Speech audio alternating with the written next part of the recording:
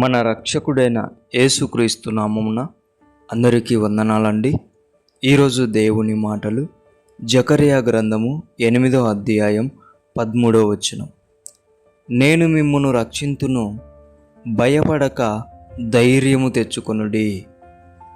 ప్రియ దేవుని బిడ్డలారా, యూదా ప్రజలకి, ఇశ్రాయేలీయుల వారికి దేవుడిస్తున్న ధైర్యము గల మాట, నేను నిన్ను రక్షిస్తాను, నీవు భయపడక ధైర్యం తెచ్చుకొని బ్రతుకు అని ఆయన బిడ్డలకు ధైర్యం చెప్తున్నాడు. ఏ విషయంలో భయపడుతున్నావు దేవుని బిడ్డ? వ్యాపారంలోనా? లేదంటే నీ కుటుంబం గురించా? లేదంటే నీ ఆరోగ్యం గురించా? లేదంటే నీ అప్పుల గురించా? అన్నీ ఎరిగిన దేవుడు చెప్తూ ఉంటున్నాడు, నేను నిన్ను రక్షింతును, భయపడక ధైర్యం తెచ్చుకొని బ్రతుకు. ఆమెన్.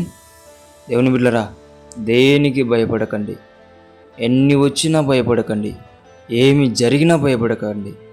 చివరి వరకు విశ్వాసమును కాపాడుకో.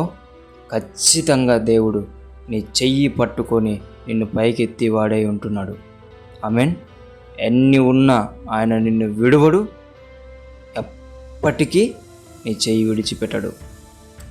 నువ్వు ధైర్యము తెచ్చుకొని నిలబడు.